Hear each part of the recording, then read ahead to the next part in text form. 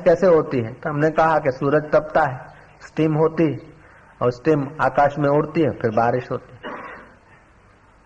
गंगा समुद्र के तरफ क्यों भागती है? क्यों? ऊंचाई पर बहता है पानी और नीचाई की तरफ जाता है, जो जहां से आता है वो वहीं भागता है। ऐसे ही आदमी का वास्तविक स्वरूप जो है ना, सुख रूप है। आपके मन की उत्पत्ति सुख स्वरूप परमात्मा से हुई है, इसलिए मन सुख की तरफ भागता है। और सच्चा सुख जब तक नहीं मिलेगा तब तक बाहर की परिस्थितियां पैदा करके भागता रहेगा। खैर, उन गुरुओं को छान मारा, श्वेत केतु नहीं जान पाए, आखिर विनम्र हुए। जो जानकारी का अहंकार था, मैं कुछ जानता हूं, पुराण वेद शास्त्र जानता हूं, ये जो अहम था उसका अहम मिट्टी में मिल गया। बोला पिताजी अब आप ही वो बताओ जिसको जानने से सब जाना जाता है। उदालक ऋषि प्रसन्न हुए। अहंकार निवृत्त होता है अथवा विनम्रता होती है, तभी ज्ञान सहित विज्ञान टपकता है। ज्ञान तो ऐसे मिल सकता है, लेकिन विज्ञान जो है, तत्व ज्ञान का निष्ठा जो है, वो तो बुद्ध पुरुषों के आगे हमारी विनम्रता होती है। पहले के जमाने में सूफी संत, एक बात आप समझ लेना कि संसार को जानना हो तो आपको संशय करना पड़ेगा, ये कैसे हुआ, वो कैसे हुआ, वो कैसे हुआ। और सत्य को जानना है तो आपको सद्गुरुओं के वचन स्वीकार करने पड़ेंगे।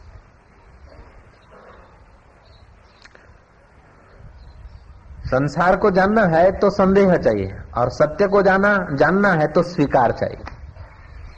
अब तुम गए मंदिर में, भगवान बुद्ध की मूर्ति है और भगवान समझ के तुमने प्रणाम किए। विष्णु की मूर्ति है, तुम्हें माता च पिता तुम्हें बंधु च सखा तुम्हें विद्या द्रविणम तुम्हें सर्वम मम देव देवा। ऐसा नहीं सोचोगे कि ये तो कुछ बोलते नहीं है, माता पिता कैसे हो सकते हैं, ये तो जयपुर के 8,500 रुपए के आए हुए हैं। ऐसा नहीं, वहां तुम्हें संदेह नहीं करना होगा, ये भगवान है, क्योंकि प्राण प्रतिष्ठा है की हुई है, ये भगवान है, इससे मेरा मंगल होगा, इससे मेरा कल्याण होगा, ये आपको मानना पड़ेगा। गए अंबाजी, अंबे मात की जय, लाखों आवे ने लाखों जाए, मारी मां तारा द्वारे, मां तू दया करजे, છોકરાને હાજુ રાખજે। मारा छोकरा नहाता धोता थाय, અત્યારે तो ताव में पड़ा है। अब वहां संदेह नहीं करेगा कि माताजी को पुजारी नहलाता है। होम होम, वहां मान लेना है कि माता की कृपा से छोकरे नहाते धोते हो जाएंगे, छोकरे ऐसे हो जाएंगे। तो धर्म में जो है तुम्हारा संदेह नहीं, लेकिन तुम्हें स्वीकार करना पड़ता है। स्वीकार करते करते करते करते तुम एक ऐसी जगह पर आते हो कि तुम्हारी अपनी पकड़ जकड़ नहीं रहती और तुम स्वीकृति दे देते हो। जब स्वीकृति दे देते हो तो ऐसी तुम्हारे में वो जो समझ है श्रद्धा का रूप ले लेती है, और श्रद्धा का रूप जब कोई सदगुरु के पास पहुंचता है तो फिर वो श्रद्धा के बल से तुम जो आज तक देह को मैं मान रहे थे, ये भी तो पुतला है, इस देह को मैं मान रहे थे, मन में जो आता था वो मेरा मान रहे थे, आंखों से जो दिखता था तो तुम बोलते मैं देखता हूँ, कान से जो सुनाई पड़ता था तो तुम बोलते मैं सुनता हूँ, नाक से जो सूंघते थे तो तुम बोलते मैं सूंघता हूँ। वो जो तुम्हारा मैं और मेरा नाक और मैं सूंघने वाला, मेरी आंख और मैं देखने वाला, मेरा कान और मैं सुनने वाला, मेरा पेट और मैं खाने वाला, ये जो तुम्हारी सदियों की मान्यता है, भ्रमणा है, अब ये स्वीकार के रास्ते तुम चले हो तो गुरु समझाएंगे कि ये तुम नहीं करते हो, तुम्हारे शरीर में आंखें और मन का मेल होकर दिखता है, कान और मन का मेल होकर सुनाई पड़ता है। इन सब को जो देखता है, जो मन को देखता है, जो बुद्धि के निर्णय को देखता है, वो आत्मा तू है, तत्वमसि मान ले। तो फिर तुम ये ऊंची बातें भी मानने लग जाते हो, और जब ऊंची बातें मानने लग जाते हो तो ऊंचे तत्व का साक्षात्कार हो जाता है। ये हुआ ज्ञान सहित विज्ञान। अब मैं आत्मा हूं, कैसे आत्मा हूं, ऐसा प्रश्न पूछ सकते हो, लेकिन तुम्हारे हृदय में यदि श्रद्धा है और स्वीकार करने की क्षमता है तो वो प्रश्न का उत्तर मिलेगा तो तुम्हारे हृदय में बैठेगा। नहीं तो प्रश्नों के उत्तर कितने भी मिले, ऐसा कोई शब्द नहीं जिसका प्रतिवाय न हो, ऐसा कोई प्रश्न का उत्तर नहीं है जिसका तर्क करके तुम खंडन न करो। तो सत्य तर्क से सिद्ध नहीं होता, लेकिन सत्य तो सारे तर्क जिससे सिद्ध होते हैं अथवा सारे तर्क पैदा होकर जिसमें लीन हो जाते हैं, वो सत्य स्वरूप परमात्मा तर्कों का विषय नहीं और मान लेने का विषय नहीं, अपितु वो सब विषय उसी से उत्पन्न होते हैं, उसी में लीन हो जाते हैं। ये जब श्रद्धा होती है, स्वीकार करने की क्षमता होती है, ईश्वर में प्रीति होती है, तो ईश्वर के समग्र स्वरूप को जान लेता आदमी। नहीं तो क्या कि ईश्वर के एक एक खंड को आदमी पकड़ लेता है। मेरा तो भगवान है झूलेलाल, झूलेलाल ही भगवान है, तो झूलेलाल झूलेलाल करेंगे तो आनंद आएगा, और दूसरे किसी भगवान की जय कर दी तो मेरा आनंद गायब हो जाएगा। अथवा तो मेरा तो इष्ट है राम जी, अब राम जी की जय हुई तो ठीक, और कृष्ण की जी जय हुई तो ना। जब राम तत्व को जाना, झूलेलाल तत्व को जाना, कृष्ण तत्व को जाना, तो पता चलेगा कि सत्ता एक है, आकृति अनेक है। सत्ता एक है, रूप अनेक है। जैसे तुम्हारे अंदर सत्ता एक है, आंख देखती उसके रूप अनेक है। सत्ता अंदर एक है, कान सुनते शब्द, उसके शब्द अनेक हैं। गंध अनेक है, लेकिन देखने की सत्ता एक। जैसे तुम्हारे शरीर में सत्ता एक है, ऐसे सबके शरीरों में सत्ता एक है। मनुष्यों के शरीर में तो सत्ता एक हुई, लेकिन उसी सत्ता से गाय की आंखें देखती जिसकी सत्ता से तुम देखते हो, उसकी सत्ता से ही भैंस देखती है जिसकी सत्ता से तुम देखते हो। हाँ, भैंस की बुद्धि में, तुम्हारी बुद्धि में, गाय की बुद्धि में और भैंस की बुद्धि में फेर हो सकता है, लेकिन सत्ता में फेर नहीं होता।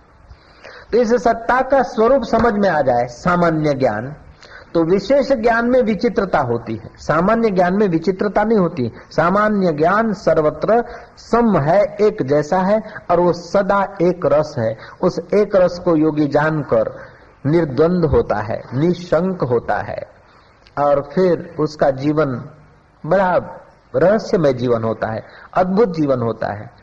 ऐसे पुरुष की तुलना तुम किससे करोगे? अष्टावक्र कहते हैं तुलना के न जायते।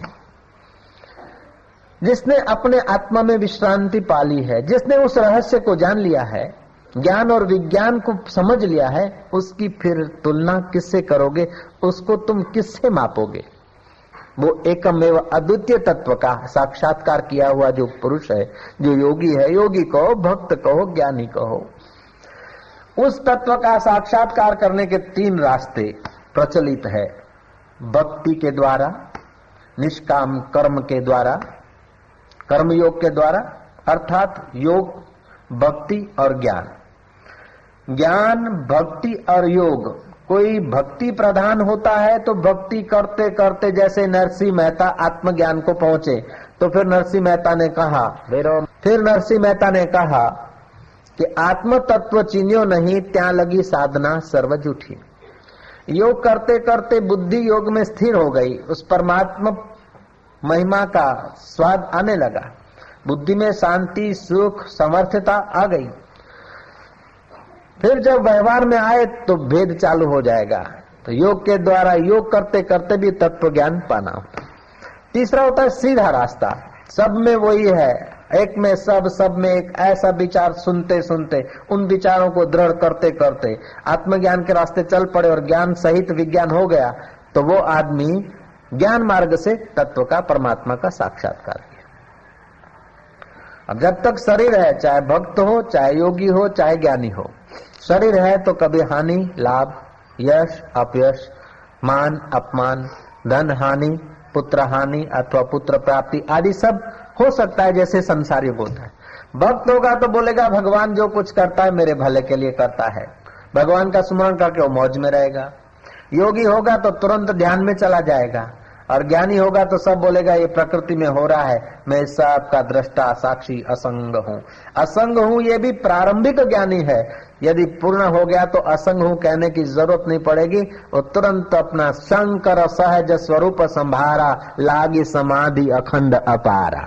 पार्वती जी को कहा कि राम जी की परीक्षा मत लेना, और पार्वती वह सीता बनकर चली गई राम जी के आगे। राम जी ने ऐसा नहीं कहा कि सीता इधर आओ, अथवा पार्वती नहीं, राम जी ने कहा कि मेरे पिताजी कहाँ हैं। माता कहते हैं तो सीता का वेश है, सीता के वेश को माता जी कहते हैं तो भी अच्छा नहीं लगता, और सीता कह के बुलाते हैं तो धोखा है।